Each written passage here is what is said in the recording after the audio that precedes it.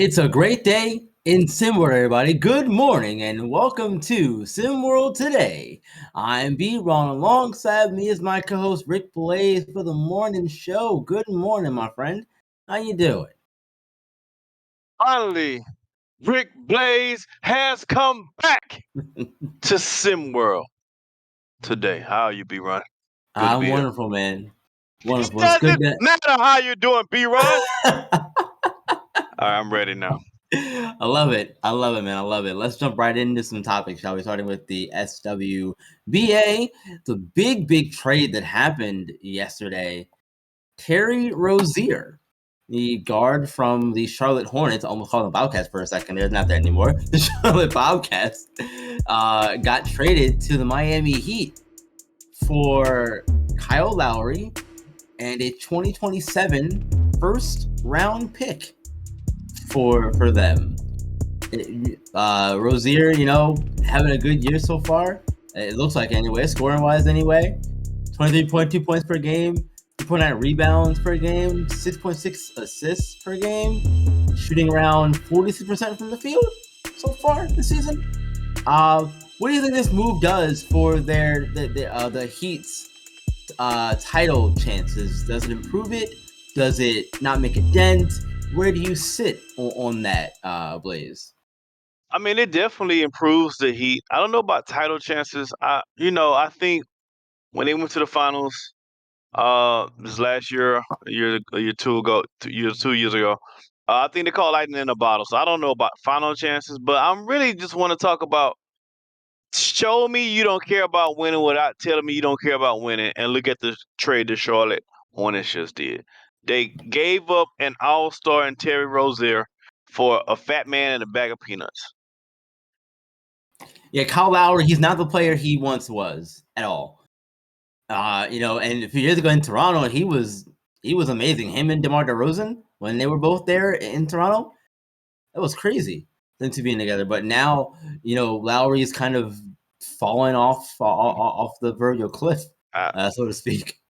I don't. If you're the Hornets, I don't know what. I don't even know what this move does for you. I don't know what it does for you besides pick up. So I have no idea why the Hornets made this move. It just doesn't make any sense to me. But Yeah, because good. I mean, it's just like they say, losers lose, and that's just what it is. And the thing about it too, if we want to talk money here for a minute, Lowry, his contract this year is expiring, $29.7 million, but Rozier's got another 2 more years left on his current contract, and he's making 23.2 million this season. So I mean, maybe it's just a way to get that money off the Yeah, books, but so to speak. But getting even Terry then, Rozier, at, getting Rozier, what he's doing right now is a bargain. yeah, He's an no, all I star. agree. You paying all I'm star I'm player with you. $23 million a year. You're winning. Like I don't.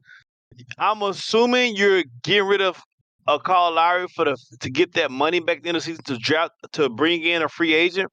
But guys not gonna want to play for you if you suck. You're gonna have to overpay everybody. And Hmm. now that you're getting rid of an all-star, so you can possibly bring in a free agent next season. I mean, you're moving backwards. You might as well be running the Yeah, other because direction. yeah, and again, the Hornets are 10-31, so they're not, they're not good. third worst record in the East right now. Um, and they have, the LaMelo Ball there and that rookie Brandon Miller there. So, but they have to build still. And with Rozier gone, that's just gonna uh it accelerates their building process, so to speak. But I think it hurts their chances too of improving quicker. Granted, Rozier's 29, but the prime in the NBA is still it goes for a while now. I think Yeah, it's a lot longer than what it used to be. yeah, absolutely. And and, So, and you're just but wasting Lamar Ball. This is Lamelo. You're LaMelo, yeah. wasting Lamelo Ball's good season. He's having a really good year. When he's not injured, he's a really good player, and I can see him ready to bounce next. It's just going to be a terrible domino that might be just starting to fall for the Hornets. Yeah. It's a weird move if you're the Hornets in the sense that, again, like you said, you're losing a star player, one of your key offensive pieces, that sort of thing. But I mean, and I think it's even weirder to get a guy like Lowry, who, like I said, has taken a steep drop off in decline in his play, but also too, he's on an expiring contract. Usually, you see the other way around. Usually, when a player gets traded, they're the one that's on the expiring contract, and they're going to a team where they could get re-signed in the future. It's not the other way around usually, so that's weird to see it happen in that regard too. Welcome to the Charlotte Hornets front office. Yeah. Is Jordan still running that team? I don't even remember. Into the I can't keep ground. up. Into the ground. Into the ground. Well, god dang. All right, man. Let's move. Let's stick with the SWBA though, because there's some more news. Big news came out the other day, yesterday too. A questionable one too, perhaps. Miami Bucks, Milwaukee Bucks rather, head coach got fired yesterday. Adrian Griffin, after 43 games this season, got fired. And, they were winning. They're doing really well this season. They're second in the East right now, 30-13. I don't understand this move either. But apparently reports are saying that the reason for it, and it's very vague from what we're hearing, but it's talking about things like, uh, there were instances that occurred throughout the season where, and things aren't going to plan. You're second in the East. What do you mean? What do you mean things are going to plan? It's a really good season This you is got a going case. on. Okay, B-Run, this must have been leave your brain at home instead of work day today, because everybody must have left their brains on the kitchen counter table, because I don't understand it. And if you're having these Yeah. issues where you're not getting along, why are we just not hearing about it now? This is a situation where I feel their main guy, Giannis, decides he doesn't want this coach, he wants another coach. And just like he keeps his lesser talented brother gainfully employed on that team, I guess he's going to get the coach he wants in Doc Rivers on the team as well. Yeah. This is makes I don't understand it. Um, Doc Rivers hasn't went past the second round in forever. I was about to say, I, because the last why few are you? seasons he hasn't done well. I don't understand why you're getting rid of one coach who's doing really good, hasn't had an opportunity to really prove himself for the entire season, for a guy who has a resume of I cannot win in the playoffs. That's what his resume says. He You do hasn't won better it in hire a Mark while. Jackson or someone Yeah. else, or hire me. My resume don't say I'm a loser in the playoffs. I got a better winning record in the playoffs than Doc Rivers has. Yeah, this one, it also doesn't make any sense either. And the thing you mentioned it a minute ago, Giannis. Giannis from what I understand, kind of was like, yeah, I want this guy here. I want to have Griffin come in and take over and coach the team, that sort of thing. And again, got off to a great start. Was the Raptors' assistant coach prior to this season. This was like I said, his first real shot at at head coaching, and for all intents and purposes, doing a great job. But to go and make the move to get Doc Rivers, I feel like that's a name brand recognition kind of move. You know what I mean? Yeah, Say but what you want about Doc Rivers and how he's performed, throughout the playoffs over the last few seasons when he was, in previous spots. But that name clearly still means something in the NBA circles, I mean, and SWBA circles, or else, we wouldn't be talking about it now. yeah, it means that we're gonna lose in the second round. That's what the name means, B-Run. It means we're going to the playoffs and we're gonna lose in the second round. That's what we're gonna do. Besides the one time he had 4 Hall of Famers on his team, he hasn't won a championship.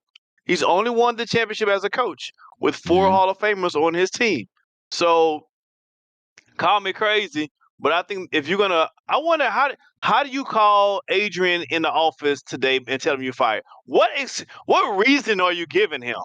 Right. At this point, we're 30-13, and I don't know. I just thought we would be 33-10 at this point. I'm so disappointed Yeah. that we're Yeah. That's thirty the and thirteen, thing. not 33-10. So because of that, we gotta let you go. I don't know. I don't know what you would say.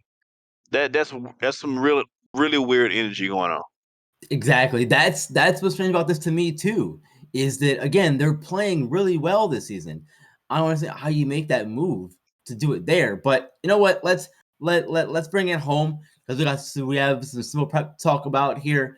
And boy, we were treated to a game last night. Gulf Coast and Cascadia.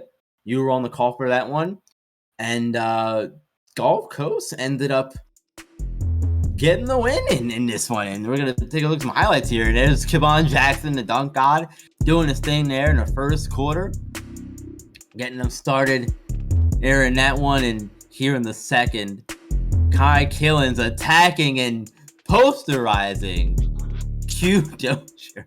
My goodness.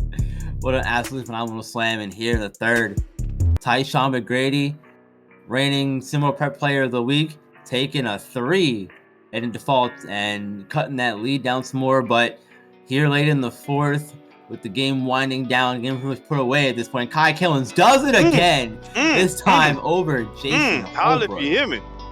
and putting the finishing touches on that one with a Gulf Coast lockdown win, 78-71. Initial reactions to this, a statement win for all intents and purposes of the word.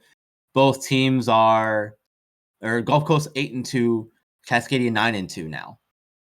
Yeah. B-Run, let me ask you, how do you feel Cascadia feels about their performance in the locker room on yesterday? I don't think they're It doesn't happy with matter it at how all. you feel, B-Run. Let me tell you how they Did it should again. feel. They should feel terrible. They should feel embarrassed. Well, let me not say embarrassed, but they should feel terrible. They have a bunch of really good guys on their team, and they didn't play up to their level and expectation on last night. I have to give props. A lot of people say, well, the guy's shot just wasn't falling. No, you got to give props where props is due. Yeah. Lock and key boys did what they said they was going to do. They locked it down. I got to give credit also to those paint defenders. Joyce and Bell played really good defense in the paint as well. Gulf Coast lockdown is for real, ladies and gentlemen. It took me a while to believe, but I believe. I believe Gulf Coast. Y'all do y'all thing. Keep it up. Yeah, I think it's time we collectively put some more respect on Gulf Coast Lockdown's name. And they, Coach Nick Keish came in, talked a big game coming into the season. Yep. Gonna win the race to one, that sort of thing. And, okay, we'll see. He made a lot of enemies, but he's doing his thing so far. It's wild. Wild to see it, man. Coach Heesh is doing his thing. He told y'all what time it was, and he told all y'all to go buy brand new watches. I like it. I like it. And you want no time? Go buy a new watch.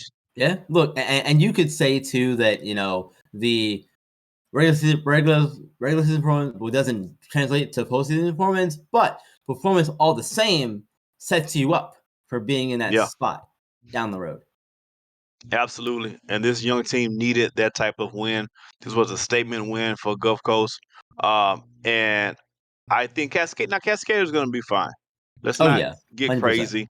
They don't fall off the map or anything like that. This is more of a statement about how great Gulf Coast has played to say, hey, we're Gulf Coast and we have arrived.